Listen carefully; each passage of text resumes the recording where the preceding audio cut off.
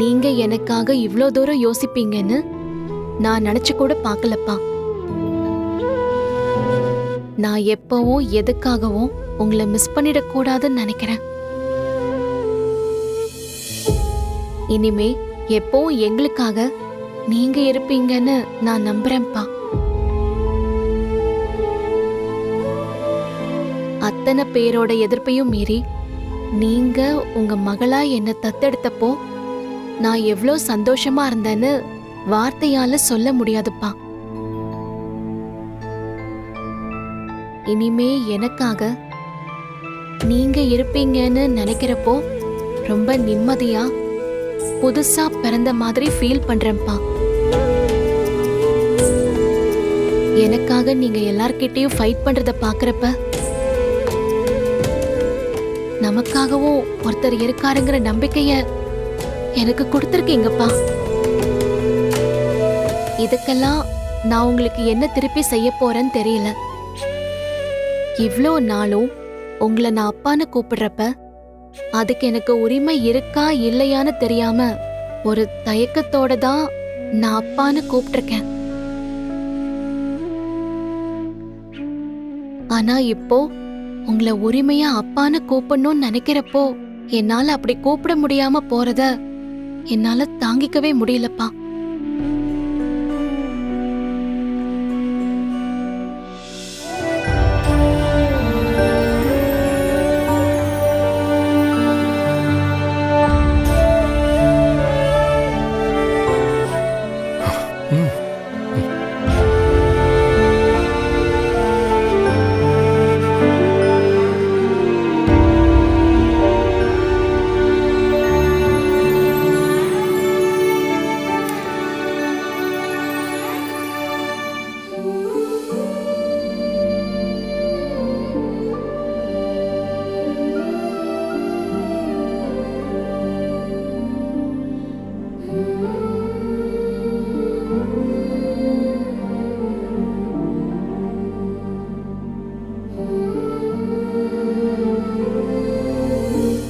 Thanks sir.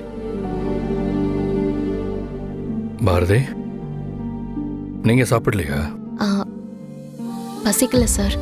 நான் வேணா ஊட்டி விடட்டுமா?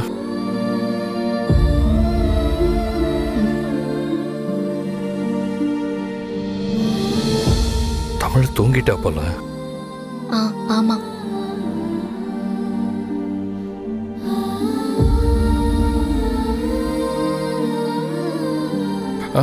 வேணாம் வேணாம், நீங்க சிரமப்பட வேண்டாம். இல்ல சார், உங்களுக்கு எதுக்கு சார் சிரமம்? நான் பாத்துக்கிறேன். இல்ல பாரதி, தமிழ் இப்ப என்னோட சொத்து. என் மகளை எப்படி பாத்துக்கணும்னு எனக்கு தெரியாதா?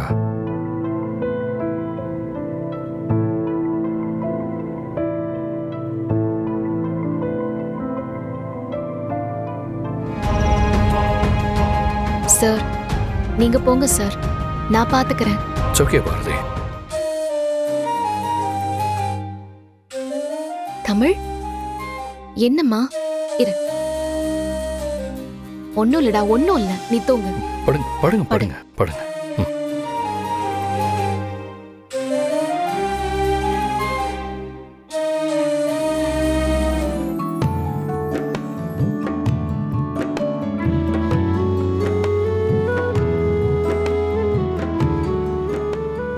பாரதி, இப்ப இந்த நிமிஷம் என்கிட்ட நீங்க யாருன்னு சொல்லுங்க.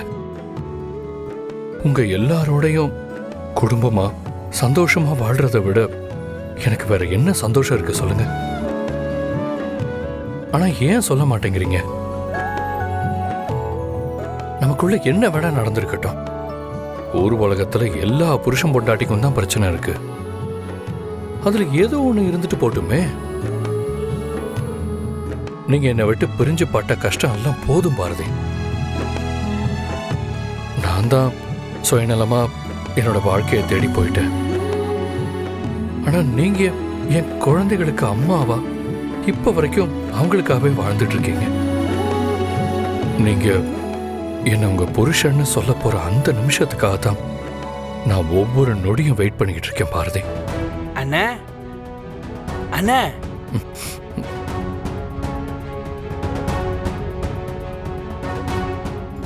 ஏந்திரிங்கண்ணே, விடிஞ்சு ரொம்ப நேரம் ஆச்சு.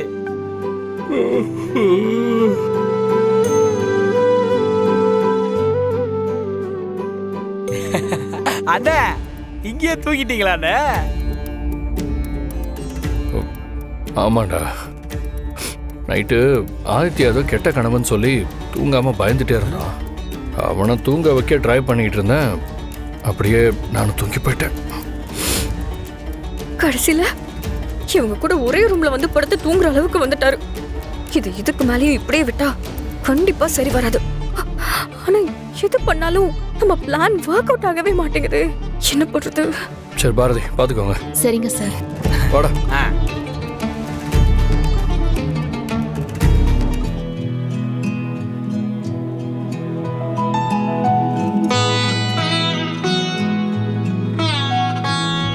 ரொம்ப அர்ஜென்ட்டா? சரி, நீ எதுக்கு போகணும்? ஆஃபீஸ் போய் ஸ்டாஃப் கிட்ட கொடுத்து அனுப்புனா போதாதா? இல்ல ஆதி, ஆக்சுவலா இதை நேத்தே அனுப்பியிருக்கணும். டிலே ஆயிடுச்சு. நானே போயிட்டு வந்துடுறேன் please. Okay, I'll call you back. Okay.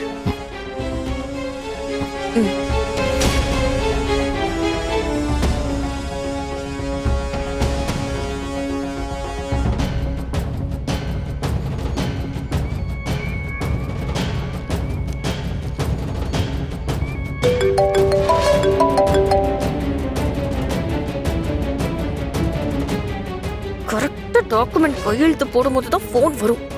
ஆதி ஒருவேளை இந்த டாக்குமெண்ட்டை பார்த்துட்டா என்ன பண்றது? கையெழுத்து வேற போடாம இருக்கானே.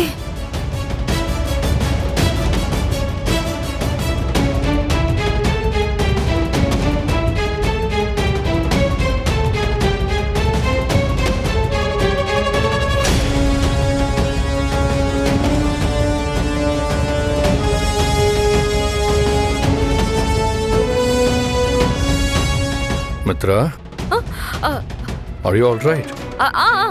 I'm okay Aadhi. சைன் பண்ணு. ஓகே.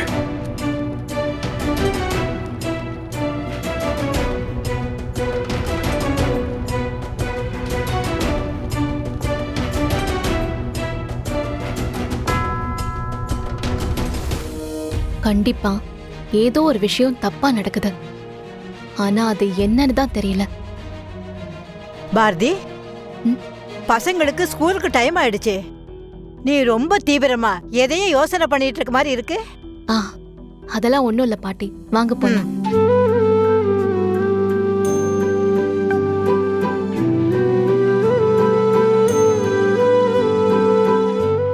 வா.